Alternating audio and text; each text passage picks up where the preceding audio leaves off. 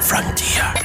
This is Football Daft with Stephen Purden, midfield dynamo and average actor, Chris Toll, target man, suspicious character, and Hey, the top end of Stevenson. Welcome to Football Daft, the daftest Scottish football podcast around. My name's Stephen Purden, and let's welcome the team. First, a man who hosted a wee house party at the weekend and invited the Rangers team round. It is Chris Toll. Hello Thanks there, for that, gentlemen. Chris. You're welcome, lads. That's me. A few of shiters off your bricks for these. Fuck's sake, man! I didn't say Patterson. What did you invite him for? Fuck's sake! I didn't say that. I said to one of the players, mine and bring the Patterson.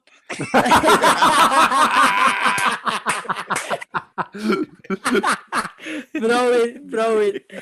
And now let's welcome a man who was treated to a new coffee machine for Valentine's and has rediscovered the Oak Mall Valentine's video from a few years back.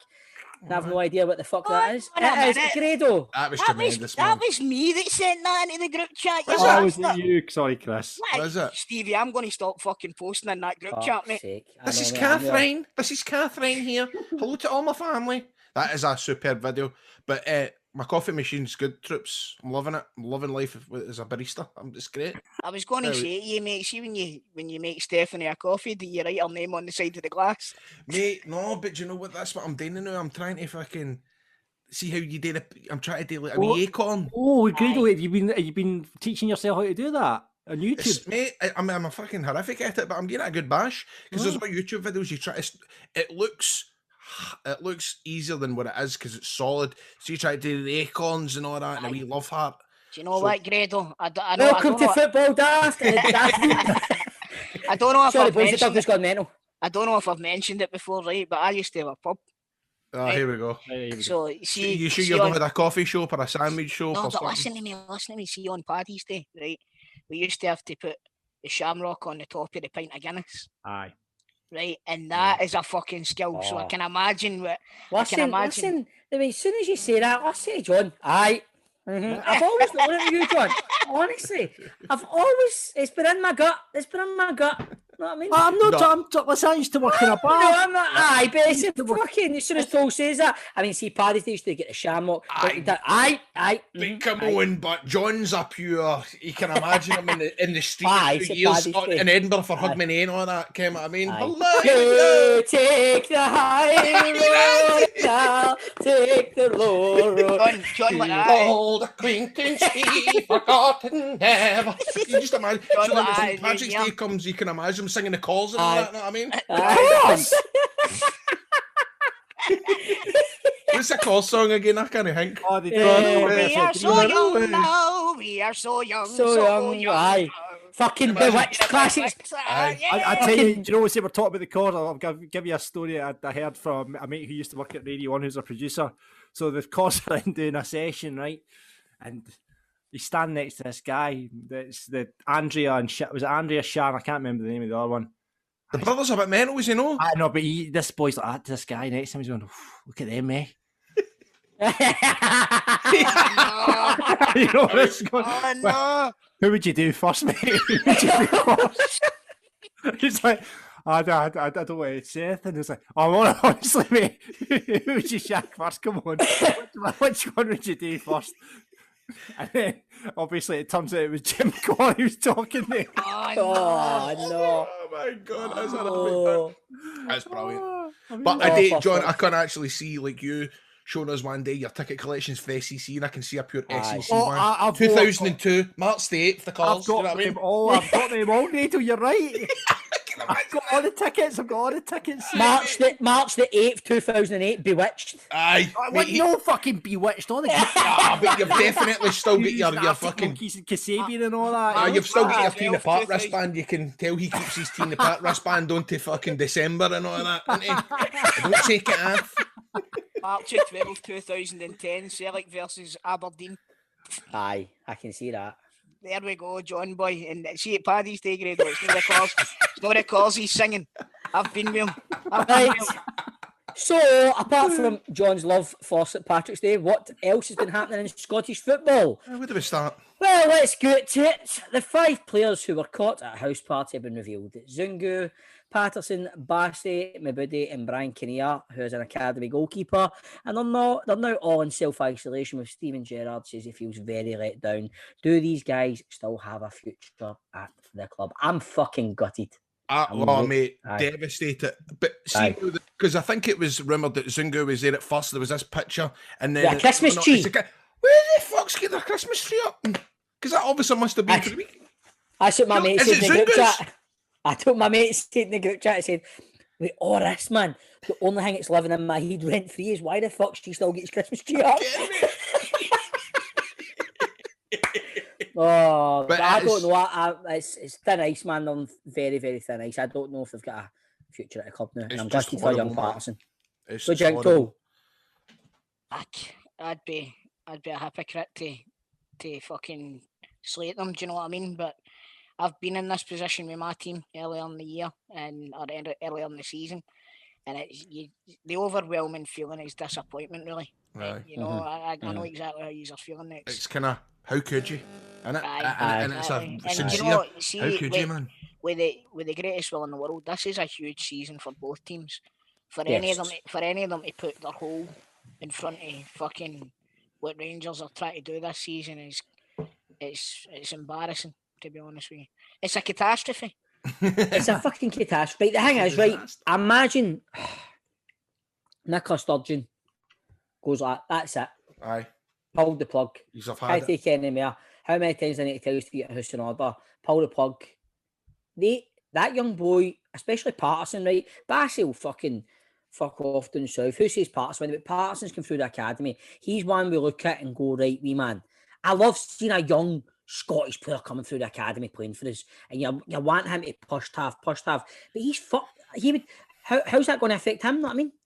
And by the way, no, even Patterson, I remember meeting the goalie that was involved in it a couple of years ago, a week, I think we done it half time, and he was in goals. Aye. It was a lovely big boy, and I'm just thinking, oh, man, has he been... Kinnear's will not get caught, and I just think, what a big mistake they've made, man. Why would you risk it? And it's the disappointment with Stevie G when he's not a common name. I think he's into Joe Kinnear. Is he related to Joe Kinnear in any way? Don't know. Because it's not a very common name, but you're right. It's Greg Kinnear, the actor. It might be Greg Kinnear's boy. Mental man. I know, man. Cool, man. Anyway, Jim Goodwin's agreed a new deal at St Mirren. I swear to fucking God, I'm not doing this anymore. That's not Mate, I think you should quit every show, man. Aye, mate. You should quit. That's an idea for the thing, for the sitcom. Don't cut it out, but that's good to keep the whistles going. What are they talking about? A sitcom? I like it, Joe. Keep it in, buffed. Aye. And here, troops, use 2, well, use 3, use like your wrestling, didn't you? Right? Your wrestling. Aye, you've been known to dabble, aye. Right. What about Darren Drysdale at the Ipswich game, the referee? Has he got a future in wrestling? I'll tell you what, he's not got a future in football if he keeps that fucking behaviour up anyway. I mean, I know the best part is the Ipswich player shat it, didn't he? Hey, Dad, that's what me and my mates are saying. The player's giving it large mouth for that. He's got you fucking saying these players shat himself, man. And the other team have actually went like that, right? Let's get this referee away here because he's going to splatter him all over the pitch. But it's one of the ones, right? You folk are going like that. MD that takes offence to this is the folk are getting called snowflakes, but nobody's saying that. Everybody's like that. Fucking get in there, man. Get in there. The amount of cheeky bastards that referees have to put up with. Here's a fucking thing. What about VAR? Do you think that could have been used to get the ref sent off last night? Do you know what I mean? Did he make contact? Do you know what I mean? Did the Heat make contact? You know I don't know if the Heat makes contact, Stevie, but I tell you what, see if I was in the street, he'd have just knocked that boy right out, wouldn't he have? Oh, he was even his face, man. He was like, it was pure venom, wasn't it? It was like Raid on the Wings a couple of years ago at Panto, you fucking talk. Aye, Bob shat it, man. I don't think I've ever seen you angry, Grado. Oh, mate, when he's together Fuck, with I have. Scott, Fuck's sake, man. Brother City, man, he thinks he's wide, man, with his mates. No, when Grado's doing Panto, man, he's getting me on one hink about, man. He's fucking Mr. Angry all the time. Volleying things about his dressing and that. Get over it, man. Get Where's over my wig? Where's my fucking wig? How's she not doing any tin shit? Who do you think the hardest referee in Scotland is, though? Oh, Bobby Willie Madden. Collin. It's got to Bobby be Bobby Madden. Madden. It's got to be Bobby Madden. Can I put a shout in for Douglas Ross? Because He's a linesman. to be He's fair, got a set of fucking buzz on him. he's a referee and he's a fucking Tory in Scotland. He's got to be hard as Aye. fuck to deal with Mate, that, hasn't he? Have you ever that's seen true. you ever seen his Facebook live video for a couple of weeks ago? And the best bits, type it into Twitter. It's hilarious, man. He gets trolled and he's quite good at handling it, man. So he is. Cool, mate. Right, so then, Right, Toops, we'll get to our football chat on the open line. And this week we welcome a star of Panto, Radio. No, we're not talking about Grado. It is a big Hibee. It is Grant Stott. Plus, it's all on the line, player profile playoff, as Grado takes on his nemesis Craig in a rubber match. While on the big question we ask, what one SPFL player would you like to sign for your team? Football Daft with G4 Claims. Been involved in a road traffic accident? Call them now on 01698 767 172. Here at Football Daft, we are very, very proud of our sponsors, G4 Claims, and to tell us all about it, none other than Nicole. What's happening, pal? Hello, I'm good, thanks. How are you? all good. Not in the bad. hood. All good, all good. Yes. So, Living the dream. G4 Claims, Let us know. what Aye, we tell can us. do for you guys. So, if you're involved in an accident that's not your fault, why would you claim against your own policy? Why phone your own insurance? Why jeopardise your no claims bonus that you've been gathering for X amount of years, whether it's protected or not?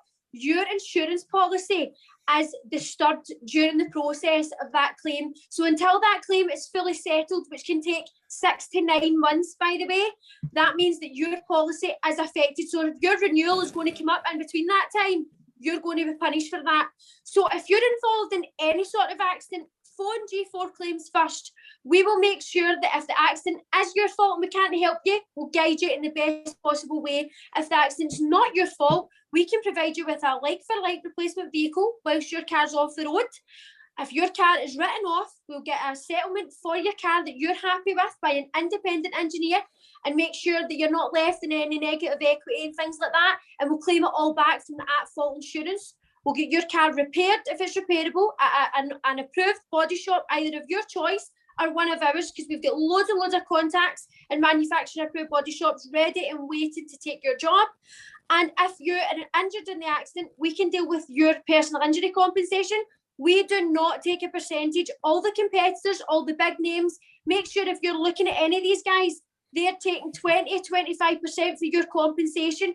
Always check that, because we don't take a percentage from your compensation, so it means that you get your full claim. So if you phone G4 Claims first, we'll be happy to help you, advise you, and of course look after you.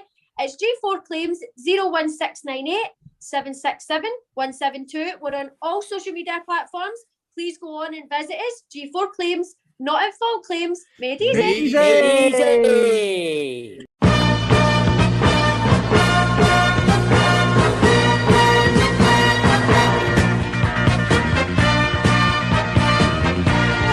It's the Football Daft open line, the open line where you can say anything you want. Could Kilmarnock go down under Tommy Wright? What's happening with Celtic's finances, Toe? What's going on? And can you give us a tip of any good house parties about Glasgow? You might have some tips out there, let us know. Stephen's not happy with that one. As usual, we have our panel of football experts, and that is being used in the loosest fashion. It's Stephen Cavins, Graham Guidi, and Chris Delahunt. So we'll go to our first caller, shall we, gents? And it is Billy Stevenson. Billy's been on Rangers Dat before. Remember, you can sign up for that at patreon.com/football daft. And here comes Billy with his point this week. All right, mate. How you doing? How you doing, mate? You all right? Aye, I'm not too bad, guys, man. It's good to be back on again. Ken, mate. I hope you've thought about what you're going to say this time, Billy. I have told me, I have definitely. It's regarding next season. So I'm looking at next season. It's for all you guys. After the day's news with Rangers, what do you think we need to strengthen if we're going to make another chance next year? The locks on the players' doors. I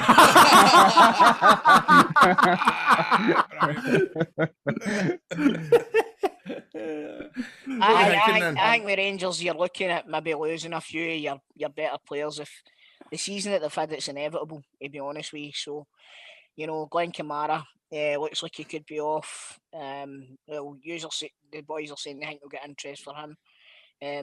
Ryan Kent might get some interest for down south. Barisic, if teams don't come in for Tavernier, I don't know what the fuck's going on, to be honest with you, because the guy's been an absolute revelation this season. So with that, you could be looking to strengthen a few positions, but with Celtic, it could be a full first team that we need. And I'm not exaggerating when I say that. I was saying this to Ryan on Celtic Daft last night. I think there's a good 10 first team regulars, maybe not like players that are playing every single week, but a good 10 first team regulars that could be in the road out. And I think Celtic have got a huge rebuilding process in their hands. So who do you want to see? Like, if I was to ask you, right, 3 or 4 players off the bat that you think need to move on, who comes into your head? The first ones that come into my head is Ryan Christie. Lee Griffiths. You hate Ryan Christie, Toe. You hate him. Yeah, I do, mate. But Toe, what winds you up is the fact that, man, he always gets the ball. I've heard a few Celtic players saying this every time. I've never, every game I've watched. He seems to think that he's fucking Cristiano Ronaldo when he's no anywhere near fucking anything like Cristiano Ronaldo. His shooting is dreadful. He puts one into the net out of every, I'd say, 10 or 15 attempts. In fact, probably even more than that. And he seems to think that he's got this talent for scoring from outside the box. And it really doesn't, man. It always goes into the fucking stand. Always. I think Scott Brown, it's time for him to go. And really, among the other ones, right, Griffiths, Scott Brown, Ryan Christie, and among the other ones, I'd be quite sad to see them going. But I accept that they probably want to move on. Players like Edward and stuff like that will be leaving, I think. What are you laughing at, you fucking pair of dicks? It was like you were starting. I thought you were filling up a wee bit more. Celtic, I think he's all agree, Billy, as well. Celtic have a bigger building job to do than Rangers will have in the course season. I mean, Celtic are got a huge job to do in the course season. Rangers, I think, Grado, Stephen, Billy, I think he's all maybe, Barisic, Kamara, maybe Morelos, but I mean, I think that'll be it. I think that's the 3. Definitely. And I think Rangers, they'll not be daft. They'll know what players teams are going to come in for, and I think they're pretty much on the ball already with replacements. I think about recruitment wise coming in for next season. They're thinking 2 years ahead. So I have to tap in my head. I mean, what's happening with McGregor at the end of the season? Would he, if we win a league, Gerard touched on that a few weeks ago, didn't he? I mean, he's apparently I heard a couple of years ago that his back was dodgy. I don't know. It's never held him back once since I've heard it. However, stop laughing at me. What's funny about that?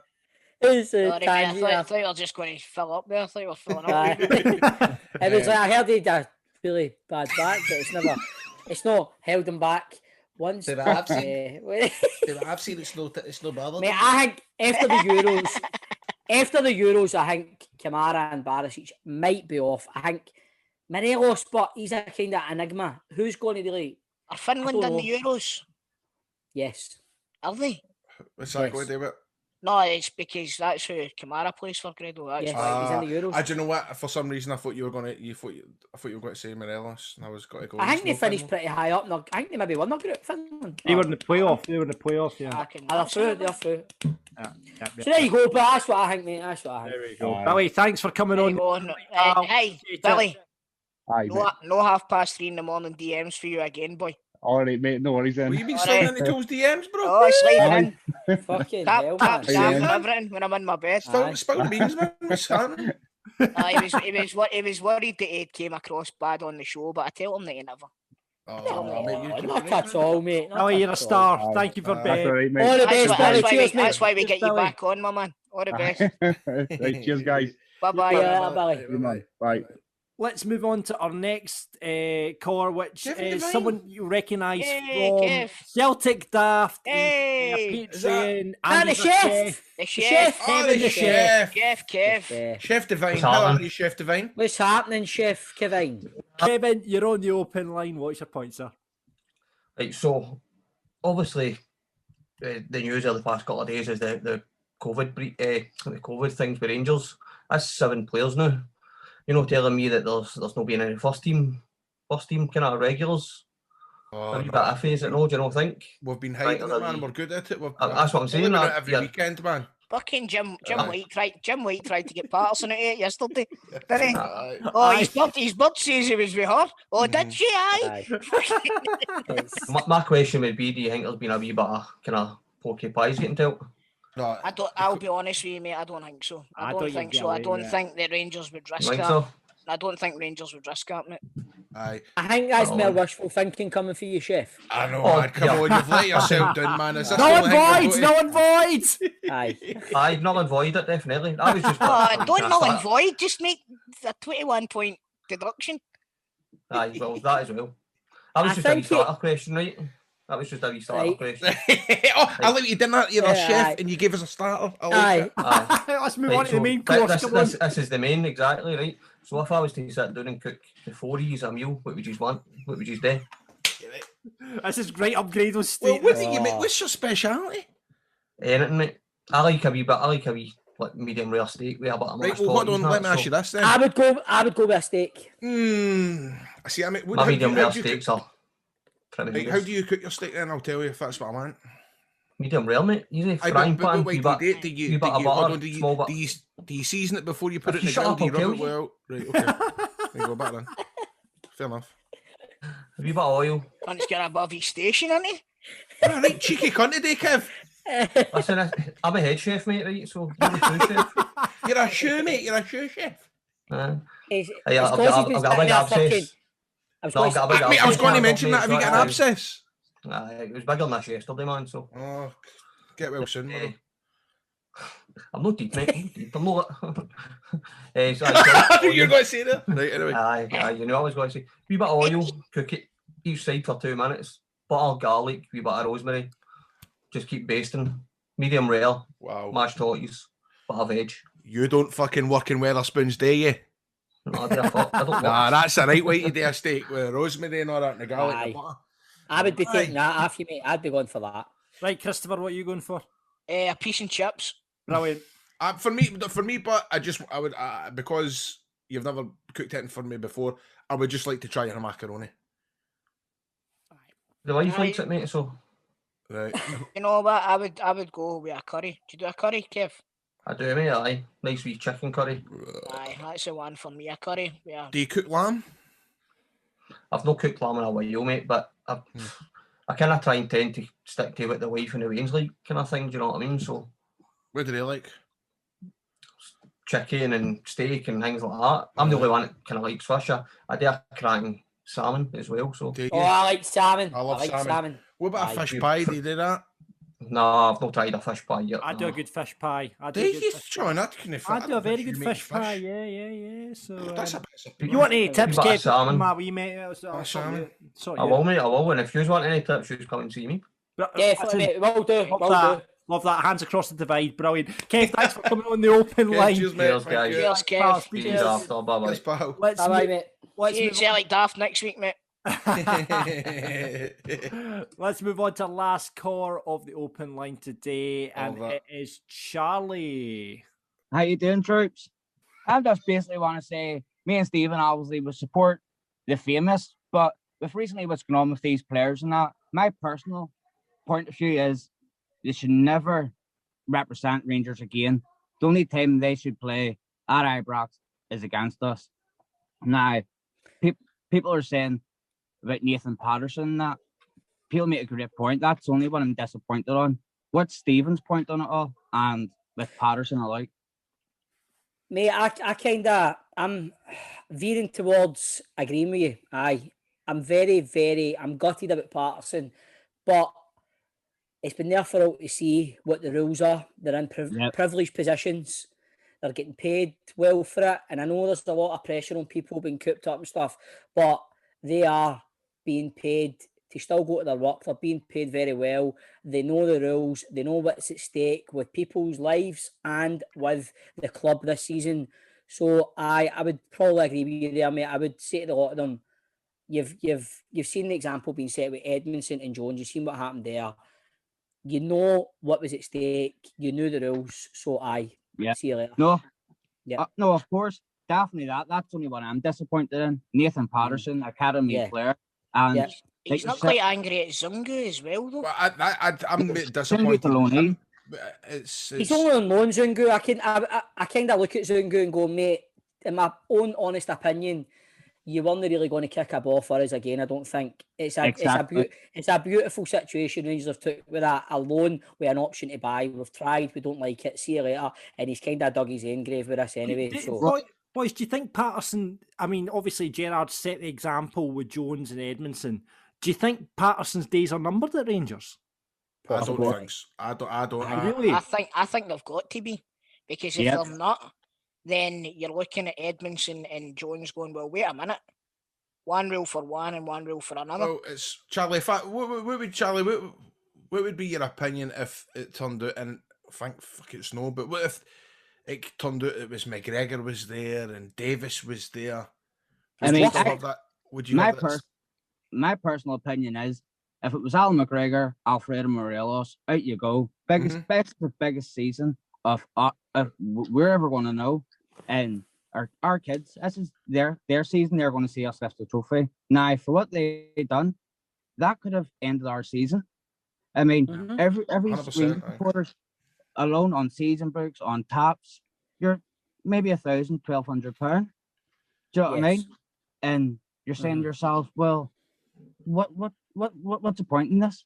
I mean, we're help pay your wages. We're struggling, but yet you are sticking the ficky up to us. Charlie, you're 100% right. And do you know what? It broke my heart actually seeing Steven Gerrard talking about it today and saying, you know, we have let down the fans. And it's like, well, Steven Gerrard never let us down. It was the 5 players that disrespected him and done that. And I felt horrible. Maybe Gerrard was talking about the last couple of seasons. Well, look. If it was on the other side, there'd be sharks flying the other way. Hey! Thank fuck you saved us a mean bubble. I was just dinging him, mate. Charlie, thanks very much for coming on the 0 Point. Really appreciate it, mate. Thanks a lot, Charlie. Cheers, mate. Thank you. Boys. Thank you. Bye-bye. Cheers, mate. Football Daft's big question. This week, we thought that we'd throw the cat amongst the pigeons and ask what one SPFL player you would like your team to sign. That's an interesting question, lads. That's a very interesting question. Good one, John. I'm going to wait to use answer first, I think. I'm not going first, man. I kind of think. I'm just going to be 100% honest. As much as I don't want to say it, I'm not a dafty. I know he's a very, very, very good footballer. I would take Edward. Right. But we know the realisticness. No. Anyone? Right, okay. Right, okay. But that's boring, that. Realisticness. Right, aye, because it's just got to be Kevin Nisbet and all that shit in it. Then if we do it that way, right? Okay. I would take Edward. I think he's a very, very fine footballer. Well, mate, you can see his different class. You watch that game on Sunday, man. He won that game for Celtic. He's would And be he's turning fucked it with on it now, now. isn't he? He's turning it Because- on. He's wanting because he knows it's nearly the end of the season. He's off. He's turning it on. He's looking for a new contract. Right, so hang mate. I would, for me, I was. Do you know what? See if we're going to go that way. I was actually going to say Josh Doig for Hibs. Right, I think he's a great player, but I would say Barisic. I think I would take Barisic. I think he's You delivery. try to say you need a left back? I mean, that's two left backs you mentioned, damn it. His fucking delivery is unbelievable. Mhm. It really is. He could put a ball on a sixpence from Sixpence. 500 yards away. Aye. Beautiful. Grado? Right. He's going to say someday, like fucking Duffy. What did you call him that played for Livingston a couple of weeks ago and he was horrific and then he ended up scoring against Celtic? EBT or EBG or something. What was his name? Number 9. You know all about EBTs, you cunt. I mean, I don't know what to say there. Jet, that's it. What's his name? Jet? Emmanuel Thomas. J. Emmanuel Thomas. Is that what it is? Is that going to be your answer? I fucking don't. I don't know. Lewis Ferguson. Yeah, that's an easy one. There we go. Rangers there fan we in go. that. Lewis Ferguson. We're going to go to some of the responses that we've had over social media for the listeners who they would like to sign. George Joyce agrees with Grado. He says Lewis Ferguson for Rangers. He's a blue nose. He's got aggression. He's a goal threat and potential. Aye, that's what I was thinking, man. Sean Ferrier says Nisbet for Rangers. I like Nisbet. Aye. I think Sticho Bob says Benjamin Seacrest from United would be better than Barkas or Bain. We've got Chris here. He says we know, mate. We know your name, mate. Campbell from Motherwell, very talented young man, bright future ahead of him. Could do a job if we sell Kamara in the summer. Yeah, it's a good player, him. Stuart says, I would like to see Shankland at Livingston. He started turning it on again, didn't he? I would pick him then, Aye. actually. I We're was fucking surprised playing we him never this just went weekend, for him anyway, but I mean, well, no, that I wasn't surprised, but I don't know, man. He's up there for me. Anyway, Roberto says probably get slaughtered, but on his game and when he's interested, I like Edouard. Think him and the current Rangers team would be phenomenal up top with our other attacking players. Good point, Roberto. Yeah, I totally agree. Fraser says, think like most supporters, it would have to be Edward. He would do a job at any team, and I would love him at St Johnstone. Barry is going down the same road as Chris Toll. He would like Josh Doig from Hibs. He has the potential to replace Borna Barisic in the future. Callum has an alternate view. He says he would love to have Ryan Jack at Dundee United. Dream on, Callum. David Kerr says Shane Duffy since he's a Rangers legend. And PR92 rounds up this little section beautifully because out of all this, the correct answer is Jerry Pellini. Jerry! Beautiful. Geese a go! Jerry! Geese a go! Jerry! Geese a go! We don't want 6, we want 7! Big Mix. Big Mix. Couple of weeks ago, I done something that I haven't done probably in about a year. I had a wet shave. All right. I had a wet shave, mate. A wet shave. And you know what I used? Let me guess. Harry's. I used Harry's, mate. I used Harry's. It was beautiful. Listen, mate. If you are going to be shaving yourself, you want to be using Harry's. Look at my growth. I've got about a 3-week growth here, still bum fluff. But the reason why is because I love shaving myself with Harry's. The foam, the clean blade, the interrogator, the foam shave gel, the texturized grip of the razor in my horn. And what I think what makes it extra special is it's Jeff and Andy. Apparently the owners of Harry's, Jeff and Andy, are just a couple of fellas, two ordinary guys, weren't they? And, they were fed up with overpriced razors and they started Harry's to fix shaving. So I've got a lot of respect for Jeff and Andy. Because they knew, Harry's knew that there was only one way to ensure quality, Bob. I don't know if you know this. They bought their own factory. Guts. Aye. And they didn't take any profit. And that's why Harry's offers great quality products. And I'm telling you right now, it's a very, very, very fair price, you know? It was the best shave I've ever had in my life. Best shave I've ever had. I mean, they're amazing quality blades. They're almost half the price of the leading 5 blade brands. The trial set that they send you, which we've been sent, it's got everything you need for a close, comfortable shave. It's so smooth.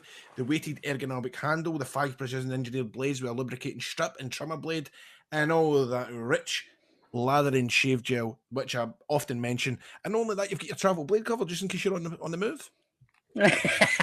So get started shaving with Harry's today, and you can claim your trial set and get this only $4.95. And you're supporting this podcast if you get this trial set, which includes that razor handle, the 5-blade cartridge, the foam gel, and the travel blade cover in case you're on the bounce. You can go to harrys.com/daft right now. That's harrys.com. Football Daft with G4 Claims. Been involved in a road traffic accident? Get them now at notitfaultclaims.com.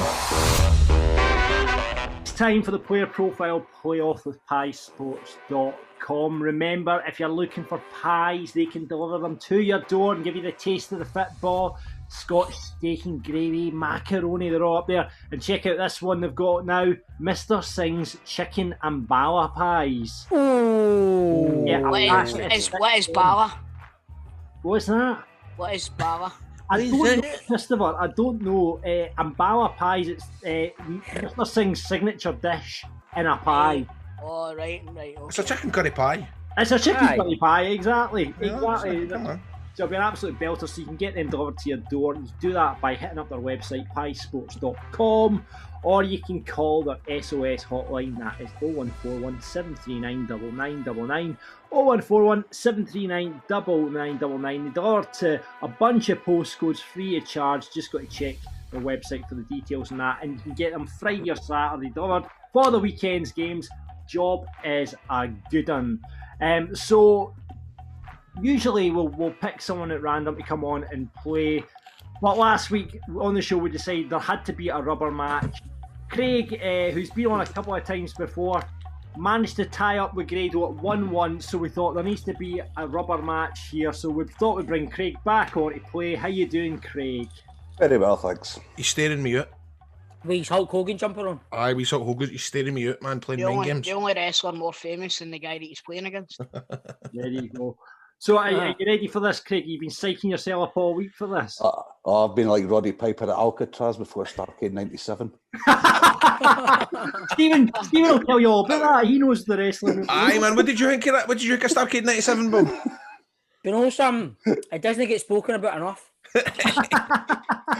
I think it was actually Starrcade 96. Aye, 96. Aye, what will tell you, man? That's how no cunt talks about 97. So, boys, you know how the game works. I'm going to read out a player, you buzz in, you get it right, you get a point, first to 2 wins if you do buzz in. However, you rule yourself out the rest of the clue. Craig, what's your buzzer going to be this week? We'll go back to the tried and tested Jack. Right, okay. And Grado, what you got for us? Zungu. Right, okay. Topical. I like it, Grado. Right, boys, here's the season we're going back to this week. 2012-2013. Grado, were you deep into wrestling? That was the British Wrestler year. This was me getting independent bookings. Oh, no. Rangers, this is not a good one for me, mate. Not a good season for Rangers, obviously. They were playing in League 2 this season. Celtic won the double, and St Mirren under Danny Lennon won the League Cup in this season. So the later on it is, the harder for me, I think, these things. I don't know. Right, okay. Well, you know how the game works, boys. I'm going to start with the first player. First to 2 wins. Everything is at stake here. Right, you ready? Here's the first player. This was to be this player's last season at Celtic. He joined the club from Derry City in 2000. Zungu! Zach! Grado. Paddy McCourt. 1-0. Yes. Grado. What a start. This could be it. It's all right. Let's come on, Craig. You can get back into this for the decider. Right. This was to be the debut season for this exciting Scottish attacking midfielder at Dundee United. Jack. Craig. Gary Mackay-Steven. You fucked it. I'll continue. Sorry, Craig. You fucked it.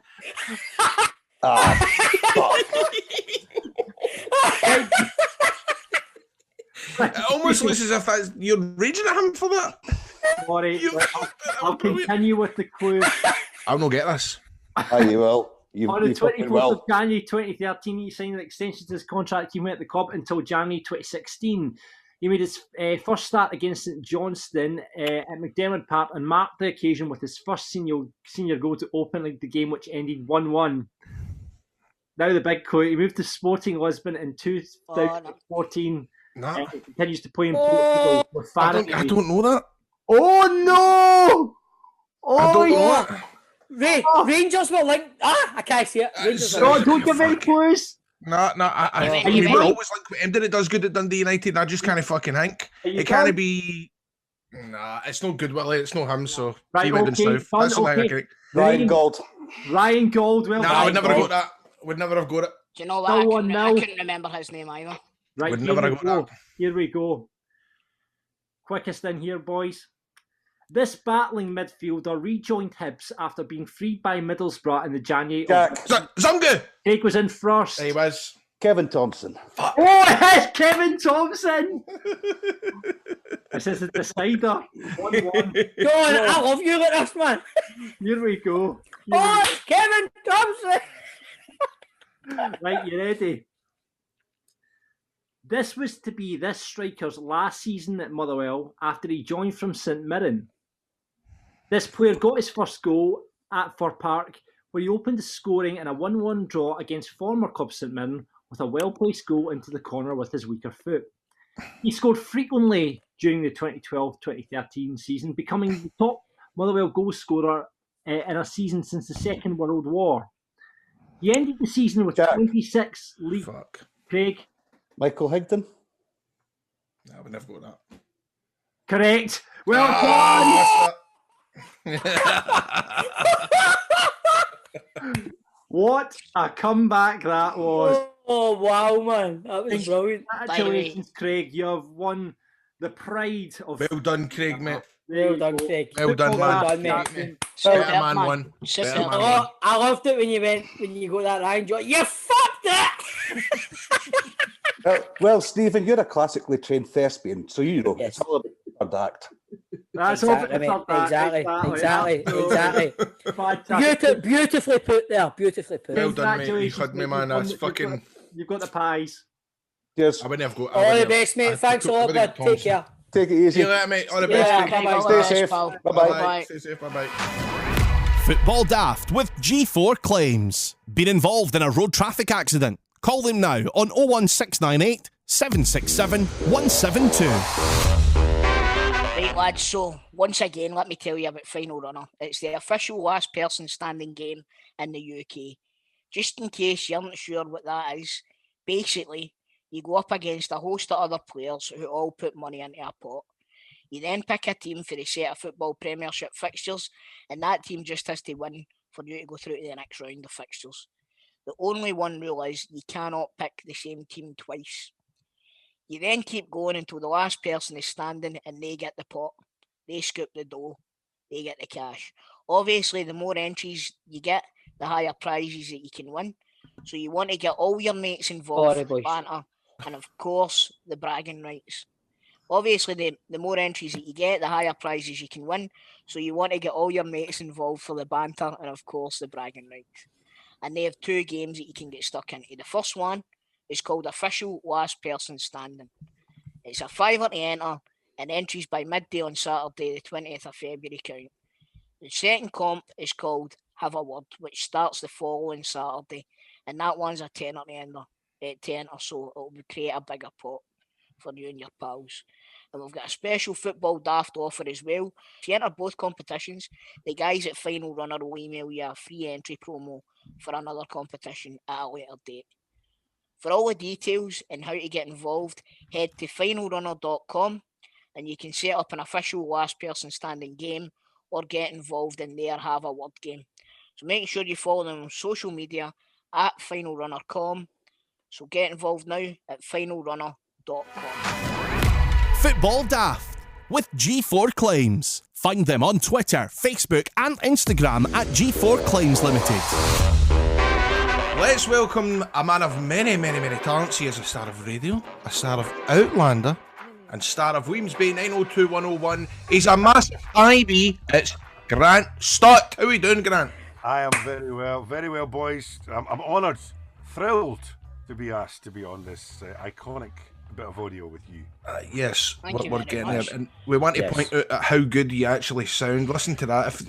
Say a sentence, Grant. Just say something. Available for voiceover. I mean, listen to that. Do you know what? We were saying kind of off air, man. I mean, it's quite embarrassing that the guest has got better audio and better sound quality than the actual guys hosting the podcast. And I'm quite ashamed of myself. Yours, boys. I just have a neck. I don't give a fuck.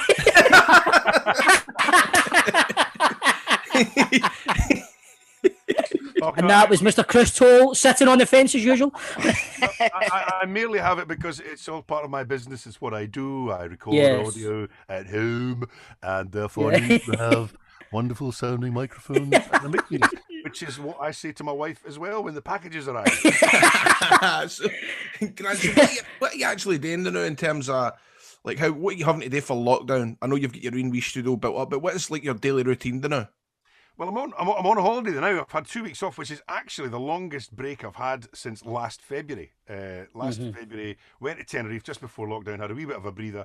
Lockdown kicked in, and I've worked every week since. So, I mean, I've been fortunate from that point of view, but I've not had, the experience of being stuck at home, not able to go out. You know, I've had things to do and places to go with the work. I've got the afternoon show on a Wednesday and Thursday on Radio Scotland. So I do that from the Edinburgh studio here. Originally, I did it from home for about 8 weeks and then moved back in the studio when the BBC got all COVID friendly, if you like. And I do my Friday night vinyl show from Glasgow. So I get to drive to Glasgow to do the show from there because that's the only studio that I've got 2 turntables in it. So I have to go to Glasgow to do that through there. So what you're telling me is you've spent about $4,000 on microphones when you could have bought a pair of turntables. Shut up. You're just grassing him up there, Tom. John, you'll need to edit that. John, in case his missus listens to Football Daft, you'll need to edit that. I mean, I've been working from home. I did a series of podcasts for Visit Scotland over the summer last year, and bits and bobs like that. But you need to. That's what's happened, and everyone's adjusted that way. You know, everyone on this conversation right now has all of a sudden had to be able to get audio and tech savvy at the flick of a switch. So it's that. You thought we would have got a bit audio and tech savvy until we heard you today, Grant. You know what I mean? So I'm just kind of. I'm looking at producer John, and he's shaking his head now and all, looking at us. You know what I mean? But I bought a beer machine. Aye. I've had a coffee machine. I bought a coffee machine. I've got a new Hoover. You chalk into them though. Can you chalk into Sometimes after a few of the beers at the beer machine, I'm telling you. Give me another one. Give me another one. Oh, but Grant, obviously, you're a big fan of the old cabbage and ribs. Am I right? Yes. Aye. And it was one of those family traditions. There was no really an option. My granddad was born literally across the bridge, Easter Road, and he went to school, which is now part of the Easter Road grounds. That was his school. So when my dad was born, although my dad was born in Dalry, in Gorgie. Right. He was brought up there, but my granddad, his dad, took him Easter Road, so he became a Hibs fan. But that was back in the days, I'm sure. Your dads will all sort of say the same thing. It was back in the day where home and away, you went to one ground, you went to the other ground, they went to one ground, they went to the other ground, and that's what my dad did. He went to Hibs and Hearts home every week instead of travelling away. But there was no other option in my house. It was only ever going to be Hibs. And I was a late developer. I didn't start actually going to matches until about 30 years ago, about 1990. Right. And it kind of became so I could spend a bit of time with my dad. Aye. It was one of those because I'd moved out of the house. I was working, and it just became one of these. My brother was way down to London at this point, and my dad would say, "Well, I'm just going to," and he was going to the game on his own. So I went, "Well, I'll go with you." And he was like, Aye. What the football? So, and that's how it started. And I very quickly got right into it, and then So yes, so 30 years on, we're still obviously we can't go now, but Aye. I've got him. He's all set up and watching at home. But yeah, it's all through my dad. It's all about, and it was an excuse to go out with him and spend a bit of time with him, and that's for me has been the lovely thing, and be able to share that with him. I'm so glad I did that. I mean, obviously I love the football as well, but that's the key. Aye, definitely. I get that. The memories for your dad. That's what my wee boy's starting to. Aye, it is. My wee boy's starting to take an interest in it now. He's only 5, but still sitting on the couch match day with my wee boy and stuff. And I remember doing that with my dad. So you remember the kind of things. I feel as if the only connection that I've really got with my dad is football. It's a graft to talk about anything else. I mean, folk can die, whatever. It's just a matter of, did you see what do you think about the Footman Saturday? There's nothing else to talk about with my dad. Nothing. I can almost time my calls because my dad, whatever, if Hibs are playing midweek or on a Saturday or whatever, you can wait. The final whistle's gone. Okay, then, hang on. That's the phone.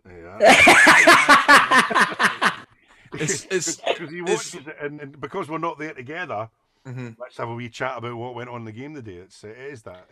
It's like my father. We do another podcast called Rangers Daft where we just talk about Rangers, and I was like, "Troops, I need to take this phone call," and it was my dad, and you could hear him just going, "Who's the players involved in the COVID? Who are they? Do you know? Who was at the party the weekend?" I love it because I spent a bit of time working at Hibs on match days, and so I was, I used to host the corporate lounges. So my fee was effectively gonna carry my dad over the turnstile. So I would bring my dad in, and he would then got to sit with Pat Stanton and Laurie Riley and Joe Baker, who was his favourite player of all time. And my dad was just like a wee laddie. He was just like a wee laddie again. You know what? That's a huge thing as well. That's a huge thing for you, being able to give him that. Absolutely right. That's exactly what it is. Because that's a no-brainer for me. All I got to do is stand up, talk, pish into a microphone. It's kind of like Grado will tell you. Like my boy's a huge wrestling fan, so the fact that I'm involved in the wrestling as well. Like whenever any of the companies that I work for bring in a big name for overseas, I would say, like, I would speak to the promoter and say, listen, is it all right if I bring the boy in just to meet the wrestler and stuff like that? And some of the guys that he's managed to meet, and he's going to carry that memory on for the rest of his life as well. So the fact that you're able to give your dad that opportunity to meet his heroes it's good, isn't it? It's a great feeling. It's a difficult feeling to try and describe, but it's my dad got so friendly with Laurie Riley, who's one of the greatest Hibs players ever.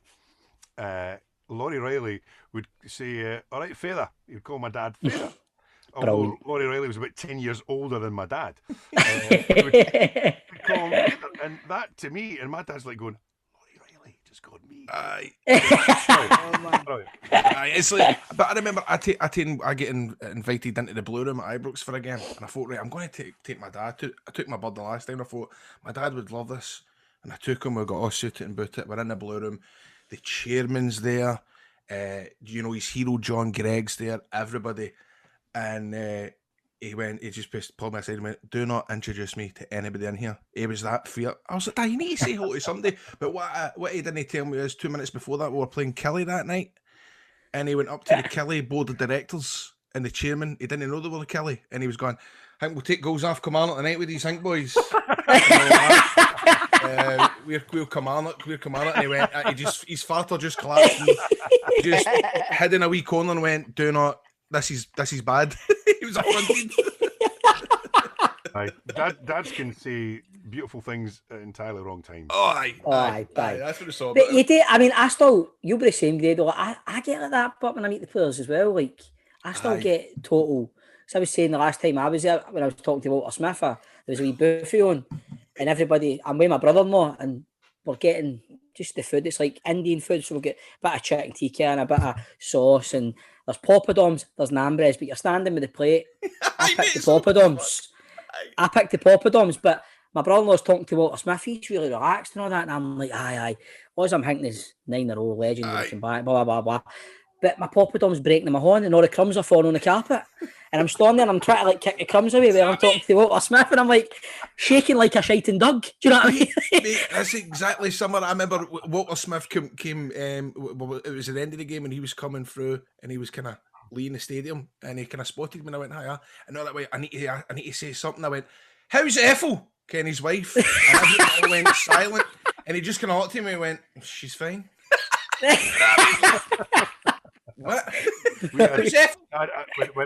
When McLeish was the manager at Hibs, he was an old pal again of Andy Gray's, right? And Andy and I were out for a few bevies in town one night, and we went to this pub in Newington down the road, and who's through the back having a meal but Alec McLeish and his wife. And I'm going, who's the Hibs manager through there? And Andy's going, I ken him. I'm like, do you fuck? He goes, oh, I ken him. Anyway, next thing, the two of them are at the bar. I get in the company, we're chatting away. Hello, Mr. McLeish, how you doing? Fine, too. And, fast forward 2 hours, it's 1 o'clock in the morning. We're at McLeish's house, which is just down the road. Emptying. He says, I'll get you a glass of champagne. It's like champagne, about 4 or 5 bottles or whatever it was. I've got the guitar out trying to sing, I think it was Boy Named Sue by Johnny Cash, don't ask. And it was like 3 o'clock in the morning. And it was just one of these most random, you could never have planned this kind of night. And, you just like you said, you feel you've got to say something. Aye, when totally. you see the manager of your team or whatever, and end up drinking all his bevy in his kitchen. So it was a random and a surreal night with Mr. McLeish. And then he was pals with Dougray Scott. And then Hibs were playing Athens, and we flew out to Greece. And then I was in the same hotel as Alec McLeish, and he says, Dougray, could you look after Dougray Scott tonight? I'm like, aye, okay. And so we ended up, Dougray and I going up, out wandering about the streets of Athens, and I had dinner with him, a romantic meal for two. That is unbelievable. We've been buddies ever since. It's football is brilliant for that. Brilliant. Meet all these people coming together. That is amazing. Well, Grant, I'm going to need to bring this up. I know what you're going to bring up, Bob. I know. You have to. I might go for a pee. Aye, it was possibly the worst day of my life. But describe the feeling of beating us in the Scottish Cup final.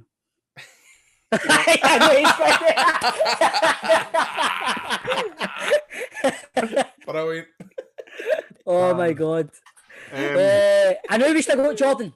Right, anyway.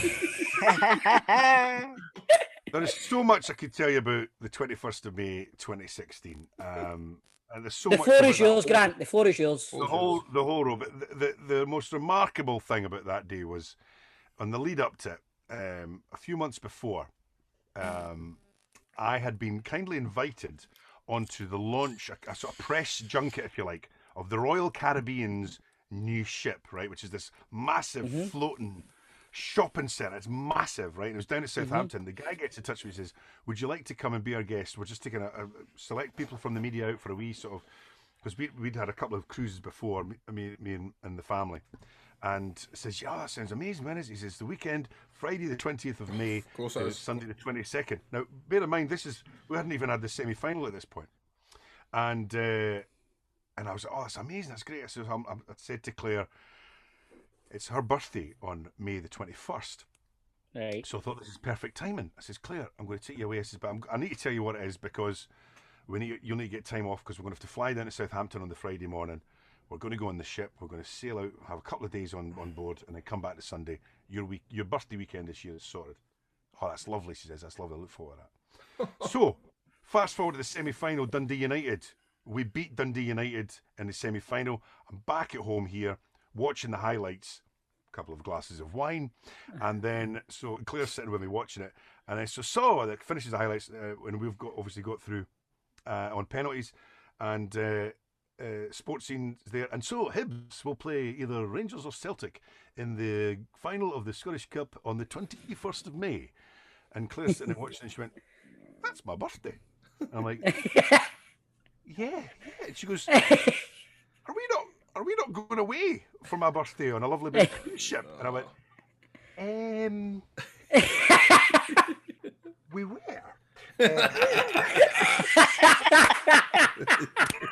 And it was one of those moments where just kind of dawned on us, are you binning on a 6-star beautiful cruise ship with me on my birthday to go and watch the Hibs? Like, So thankfully, Claire and I, we've been together many, many years, and she's a very understanding, wonderful woman. And so she went, that's fine, that's fine. So anyway, 21st of May, her birthday, I'm up and away at 9 o'clock, away to the match from my dad. We all know what happens. We win. We come back. We're in town. I actually took my dad, again, talking, Chris, about the things that you get your dad to do. I took my dad back to Easter Road with the team and with all the directors, and we were there when the cup was brought back in, Alan Stubbs. Again, dad in his absolute element. So, Amazing. few drinks. 10 o'clock, I better get back. I better get back to the house. It's Claire's birthday today. I've been out all day. So we get back to the house, and Claire's sitting through the back having a wee glass of Prosecco herself. And I'm saying, happy birthday, darling. You'll be happy because Hibs have won the Scottish Cup. I'm like, yes. Can we go watch the highlights? Because it's already. And she did. And tell me this one. How long did it take you to pick the Hampden turf out your shoes? I didn't run on. But I'll tell you what I will remember about that moment. And I can relive every point of that game. But at the point where it was 2-2, 90 minutes, we get the corner, Henderson delivers, and David Gray scores, right? We go ballistic. I go absolutely mental, as everybody's done. And then there was that moment where everyone kind of went, what the fuck do we do now? What? This has never happened before. We don't know what to do. We didn't quite know how to take this in. It's like, we might have done this. We might have actually done this.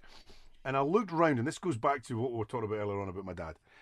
I just looked round to my right-hand side, and there's my dad sitting with his head in his hands, just like that, just taking a moment, right? And I mean, because his dad, my granddad, lived and died, never saw Hibs win the Scottish Cup. Aye.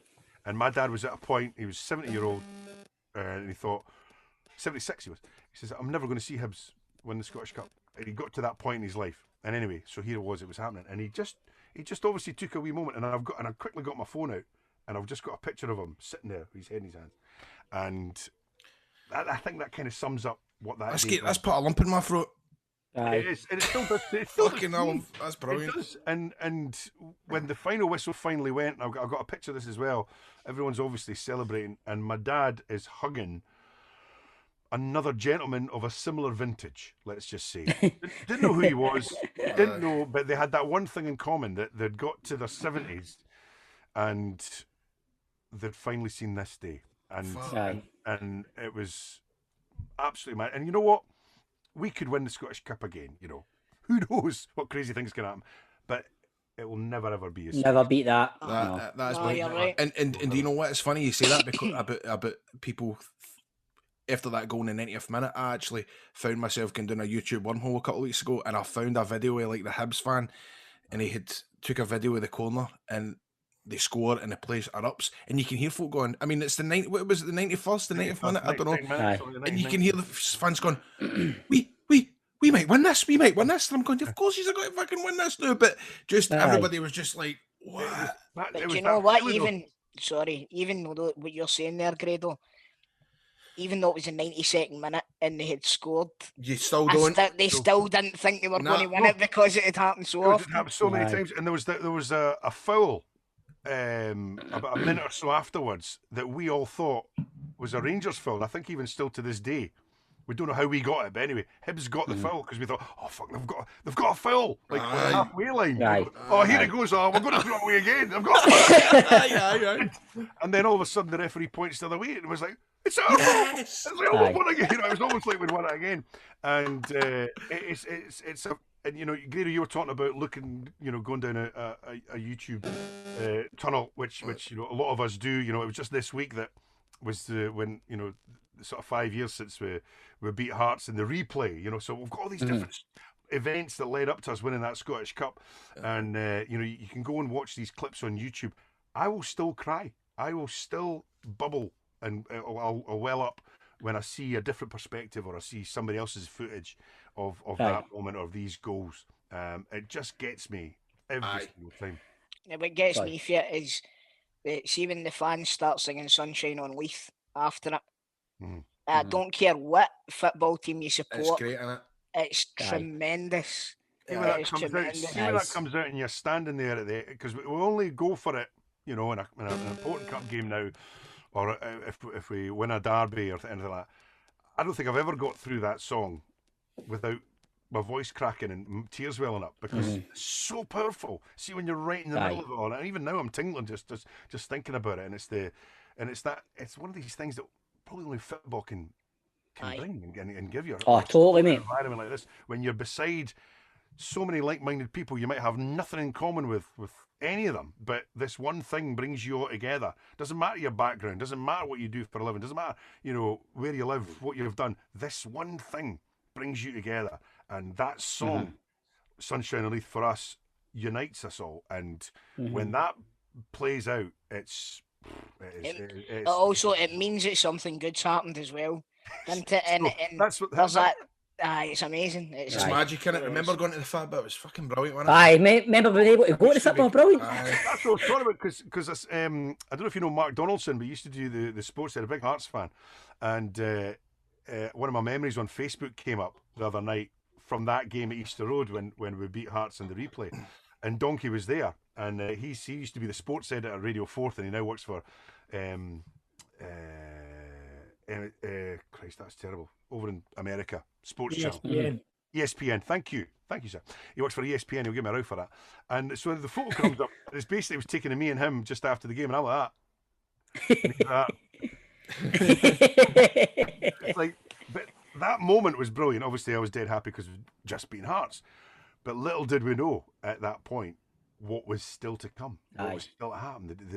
The semi-final with Conrad Logan and goals against Dundee United. That's right. I mean, what? Aye. You know, it's like it's a Hollywood script. Hibs winning the cup that year is, and I know it's possibly not relevant to you guys. You might not want to watch it, but if you want to watch a good sports documentary, the Hibs DVD, the documentary that Jim Matthews for Sky Sports made, he made a documentary about the whole story of how Hibs won that cup, and it takes you through every game step by step, and interviews with the players and everything like that. And I didn't know about that. Is that the bald geezer that does Sky News? Yeah. He's like the main reporter, isn't he? Matthews, yeah. Top dog, isn't he? He's a big Hibs fan, and so they put him in charge of creating this documentary. And I've seen loads of sports documentaries, and that's right up there. That's up there with the. Grant, I'd maybe watch it, but then just maybe the last. Maybe, do you know what I mean? Maybe... Oh no, you need to see it through. No. I think I'd maybe just cut it off then. I'd watch it up to the semi-final. I might just fast forward to the end. Here, Grant, because it's funny. I love any sort of football documentary. I love the Hearts documentary. But what do you think about Hearts now? What's your feelings? They're in the Championship. Did you watch the documentary? I did watch the documentary, to be honest, but I'd also watched the Spurs one on Man City. Yeah, Amazon. Sunderland one as well, man. They're all good. And they were brilliant, but so Hearts were on a bit of a hiding to nothing with their documentary, because they kind of compete obviously with Amazon and things like that. And it was like it was a gentle watch. Obviously, the Hibs fans wanted to watch it with a bit like that, because it was that year of all years, and it didn't really, I think, give any much more than we'd already known. I think we'd sort of seen and followed the developments ourselves. So yes, the Hearts documentary, a bit of a damp squib. I'm not saying that as from a Hibs point of view, but it was just kind of. Aye. You wanted to see them rolling about the flare with one and all that, didn't you? Tears, we wanted blood snotters, we wanted the whole lot. Did any of you read the paper yesterday? Apparently, Romanov is living in a nuclear submarine in Russia. Now he's like destitute. He's got nothing. All he's got is a submarine, and he's living in a submarine. Do you know what? It's just so Romanov, isn't it? That's when you want to see a Hearts documentary when he was in charge. Yes. That would have been funny, because we've had had a few guests on that said, was it David Templeton and stuff we had on saying the Romanov stories are superb. Romanov would turn up and get his translator to storing goals and start smashing boys into him and all that, hitting shots left, right and centre. Aye, but whose boots was it he stole? Was it? Aye, whose boots was it? He used to steal some. Was it no Templeton's? Was it no his boots? I'm sure it was. Maybe it was. Was it Templeton's boots? I used to love when I was doing auctions or things like that, and if I had a signed Hearts strip at that time, I'd go, right, okay, who's going to give me 250 quid for the signed Hearts top? Listen, give me another 500 quid and you can pick the team. We just didn't know what was going to come, and it was interesting times. Aye, definitely. What do you make of Jack Ross so far, then, Grant? I know it's been an up and down season. I mean, I think massive disappointment in particular. You know, the 2 semi-finals at Hampden. Yes. There was a lot of attention on Jack Ross after those 2 games. Obviously, the Hearts one, we could have won it, you know, especially we had the penalty and everything like that. But with the St Johnstone one, we just weren't even at the races. And I think that was what was most disappointing. That was probably what hurt the most out of the 2 semis. It was probably a bigger, more painful loss when we got beat at St Johnstone. So there was a lot of scrutiny on Jack Ross then, but I like what he's doing. I like what he has done, and it's like everybody else in football. You know, you want results instantly. You want changed. You want things change right now. You want to start winning every single game. You want to beat everyone that's below you. You want to win every cup match. And obviously, as we know, it's not happening. But you can see even in the last transfer window with Chris Cadden coming in and Jackson Irvine. Yeah. Aye. Interesting signings, and you know what? They've Definitely already begun to bed in, and I'm a great believer in let's give him a bit of time. It's only a year and a half since he came on board, so there's time yet. And there's you've got. I mean, I think the last transfer window, Kevin. There was rumours Kevin Nisbet put in a transfer request and stuff. I mean, that's not easy to deal with. Do you know what I mean? If because he's one of your main men. Him and Dodge are brilliant together. Do you know what I mean? They're really dangerous partnership. Kevin Nisbet, I think, was one of the.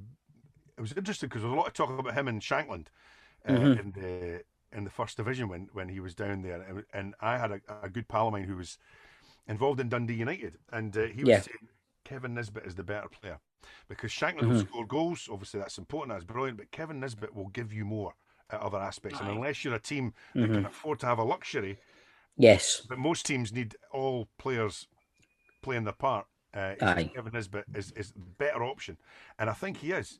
And I think Kevin's had, unfortunately, his own issues away from the game to contend with me, which have been terrible. But I think once he moves on and progresses through that and gets himself back doing what he was doing for us at the start of the season and what he was obviously doing in the past, we have got ourselves a dynamite player there. And I think Jack Ross just needs to manage that. And I think we've all seen it in our clubs when we've got a wee bit of a star player who starts getting a wee bit of attention, and then instantly the money offers start coming in for down south. It's and you're like, oh, too soon, pal, too soon. Honestly, stick it. And I know that to treble or quadruple your wages in one go is very tempting. But I know, aye, you can go even further if you just stick around for another year and become a much better player. 100%. And what do you think? Where do you think they can? What's the aim for Hibs? Consolidate third place, or do you think you could go one better and even catch Celtic? Third place is realistic. Aberdeen have hit obviously a bit of a sticky patch at the moment. They're now going through what seems to be quite a big transitional period with they've had a lot of personnel coming and going. Derek McInnes has got to put all that right and sort all that out. The fans up in Aberdeen are not particularly happy the way things are going. We had our own difficult patch, December and early January. We had a couple of sore results, but we've kind of got ourselves back on track, and there's a wee bit of momentum now. There's a tiny wee bit of a gap there. Would we be so bold as to try and catch Celtic? There is no reason why we wouldn't try. But just get a bash, Grant. Get a bash. Come on. What's your saying, son? All right. I tell you, if we finish third this season, that would be seen as a pretty good season and a very successful season. I think every single Hibs fan would absolutely bite your hand off right now for that. Aye, second's got to be the aim though. Second. Finish it. Come on. I always like to look at myself as a realistic football fan. A romantic, yes, but realistic. So third, if I get third, I'll be delighted. Anything more is a bonus. That's a game, son. That's a game. Aim for third. So, Grant, if you get anything coming up, anything exciting coming up you'd like to share with the lads? Bugger all. How many radio shows you on? Is it just the one? What are you doing? I've got Wednesday and Thursday afternoons, which is the culture, the entertainment show. He's already told us this, Grado. Aye, I know, but I forgot. But my vinyl on a Friday night, Grado. I get some banging before your time, though. Listen, he's a connoisseur. He's a connoisseur. I'm an heavy on the 80s, but some classic 70s, all played on vinyl, and it's been brilliant. This has been my one big positive over lockdown. Has been the reaction to getting out some, and that's all I'm doing. I'm just playing records on the radio again. But it's been great. That's probably what I should be doing on the radio. Just play the songs, man. Oh, you were good at the traffic.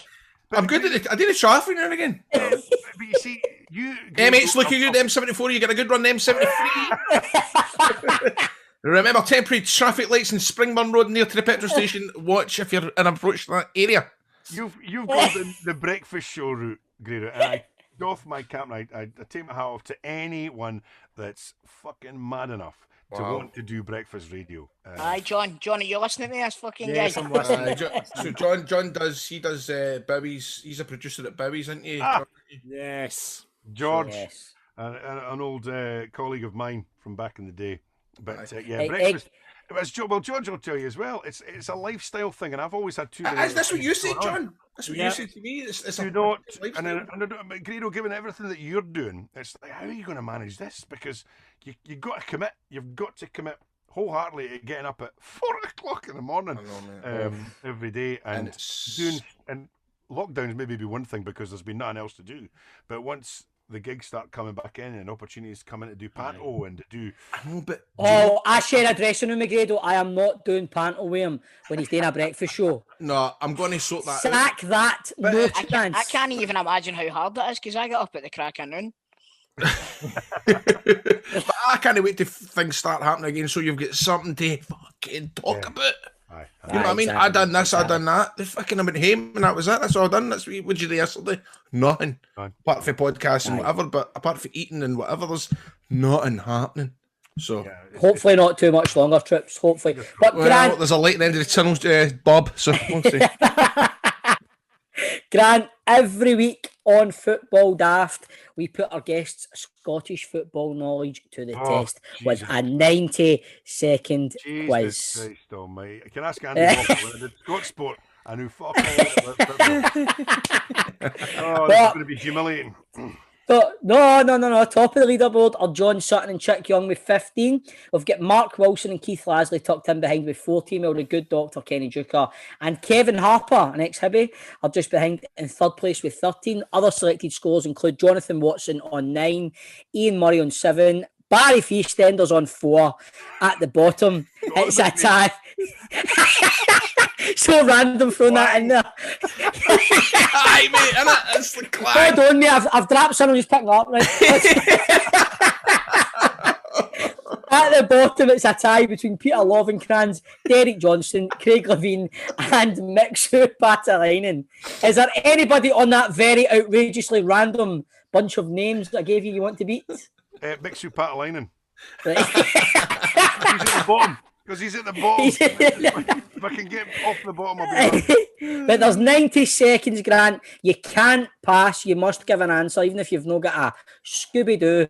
Just give an answer.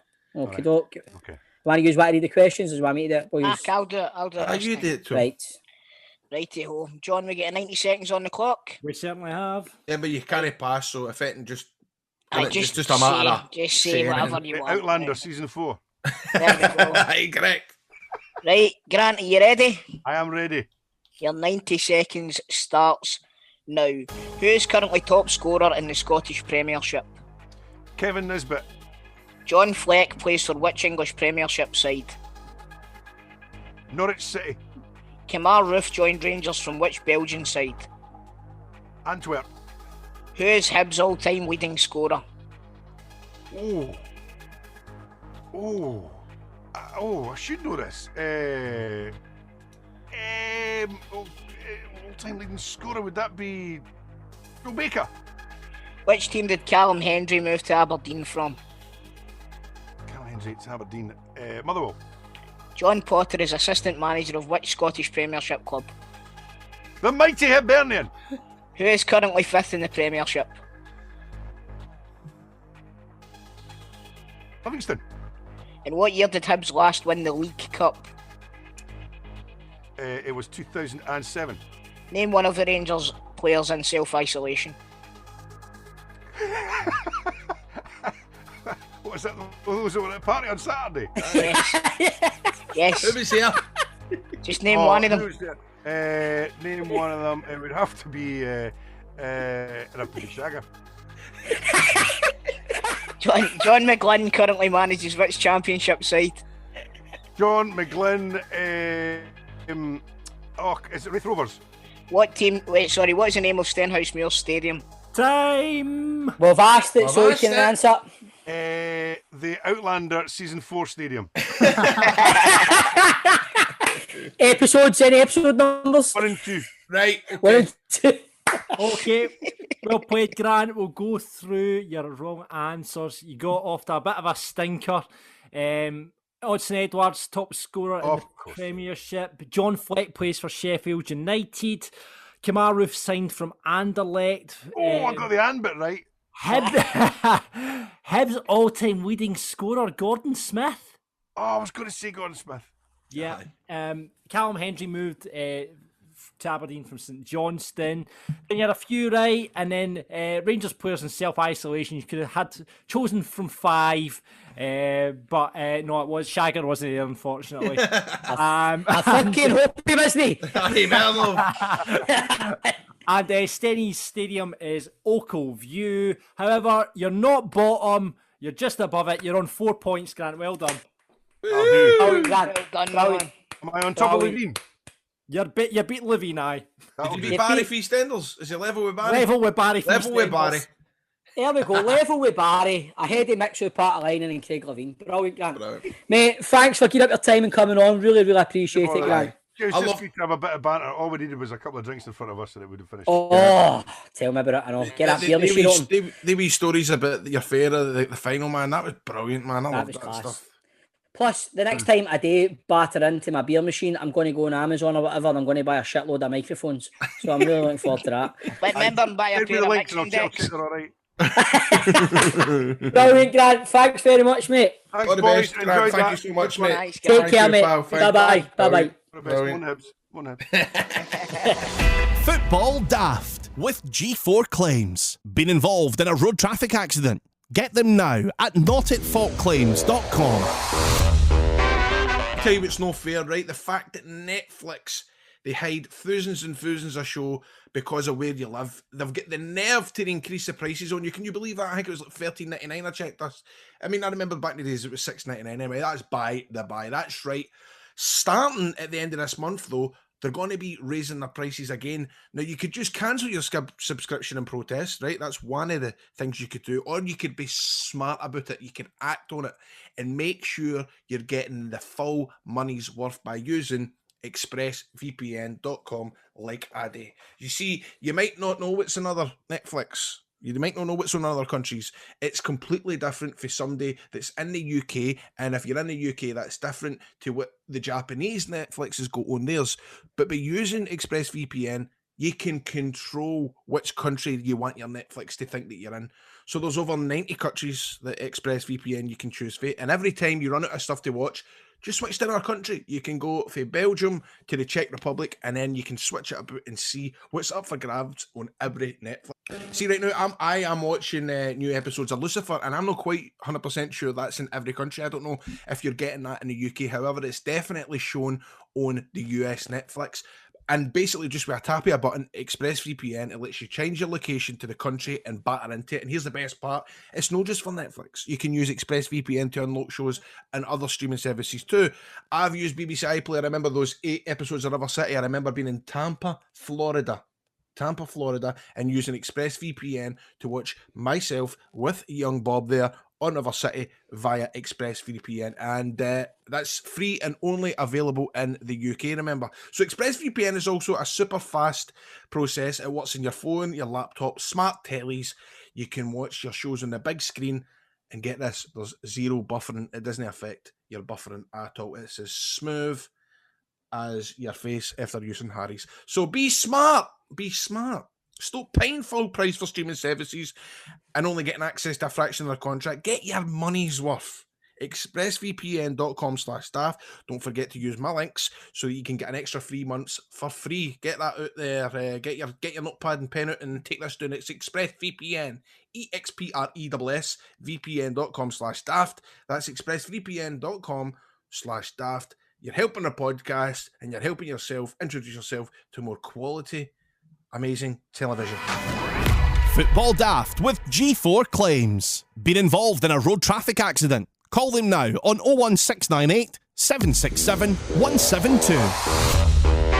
Right, boys. Well, it has been a pleasure, as always. Never a chore. Good show today. Big Grant boy's a good lad, isn't he? As I was saying, it's good getting the football players on and we get to know about the loan spells at fucking Brentford and all that. But it's good now and again to get people in Scottish media. It's good and to hear them talk about the love for football. His wee story there about his old dad sitting there greeting because Hibs won. I love stuff like that. I hope the listeners like it and all, because it's a wee bit different. It's different from our usual guests, but I hope folk enjoyed it, man, because I think we should be doing that more often, getting folk on and just talking football rather than talking about playing football. Jenna. I agree, mate. I agree. I mean, it's like you say, it's a good wee insight because he's had his finger in a lot of pies, Grant, hasn't he? And he's been on Outlander season 4, which is apparently available now on DVD. So give episodes 1 and 2, Grado. Yes. Episodes 1 and 2. I've never seen Outlander. Why are we on Outlander? No, do you know something? Before we go, right? Doug's been on Outlander. I've had 2 auditions, 2 very, very unsuccessful auditions. You made an arse it, man, come on. And they said, no, I didn't. See, well, the first one I did, but the second one I went, right. How would you rate? Tell us the story. I'm going to. Right, so we get there, goes in, learned it. You know what I'm like learning lines, mate. It's pure OCD, pure learned it. Went at the audition, right, said my bit to camera, who represents me, blah, blah, blah. Doing it pure, can't remember the names, right, whatever. Shouting at big Glenn Morgan, I'll do you, blah, blah, blah. Like, blah, blah, blah. Then I'll be like, at the end, I say, the guy that I'm shouting at there, that's Sam's part. He's like, aye. I just looked at the woman and I went, me trying to threaten Sam Hewn. He's 6'5". I just walked out. I've drove all the way through Edinburgh to audition for this. And I'm meant to be shouting at Sam Hewn. Nay fucking chance. I just fucking went out, told this guy, fucking put it in the bin and the motor up the road, man. Fucking hell, man. I can imagine how raging you were in that drive home, mate. Oh, mate, I was like, what's the fucking phoning John, my agent? What are you doing? By the way, research on this. It's funny you should say that. I can tell you a bit more audition for Big Brother, but we'll leave that for another time, eh? Audio Frontier.